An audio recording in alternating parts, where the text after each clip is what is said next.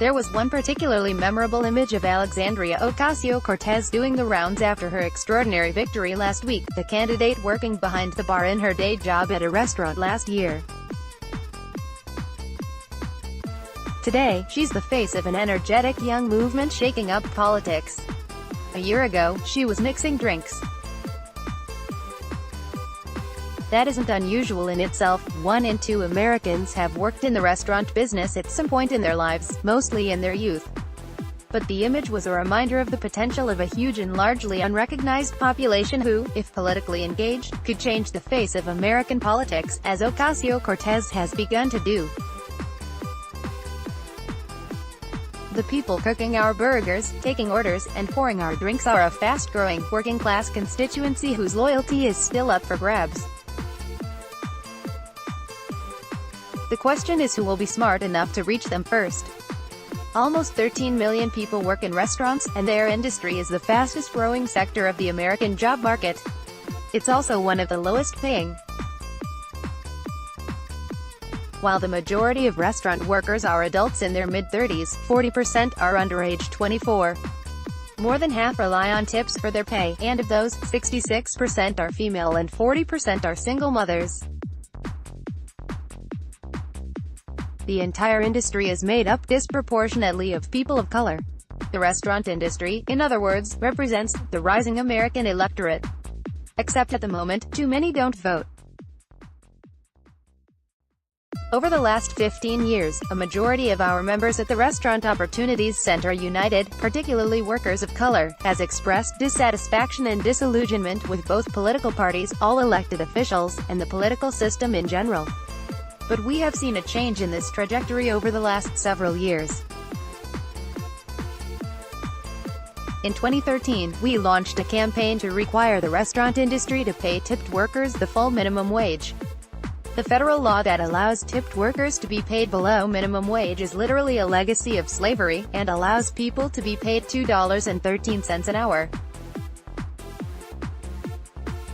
Living almost exclusively off tips leads to economic instability and forces a mostly female workforce to tolerate severe sexual harassment and other inappropriate customer behavior. Getting rid of this terrible law is a no-brainer for any politician looking to make life better for working people. 7 states have already passed laws that do this, and the momentum is on our side. The wheels are moving in New York, Washington, D.C., and Michigan, where the issue has mobilized thousands of restaurant workers, particularly women and workers of color, who are not previously politically engaged. It was on the ballot in Maine in November 2016 and passed handily. Although the National Restaurant Association spent millions to lobby the state legislature to overturn it, one fair wage was one of the 2 most popular ballot measures in the history of the state. More working people voted for it than for either presidential candidate. This is what the politics of the future looks like. It engages working people, women, and minorities, and it seeks to make their lives better in a material way. Our campaign has awakened a sleeping giant that Alexandria Ocasio-Cortez's campaign epitomizes. When they see how engaging politically can directly affect them, restaurant workers mobilize one another in a unique way that other communities cannot. Restaurant workers are digitally savvy, incredibly socially networked, used to working in large teams, and often living and socializing together.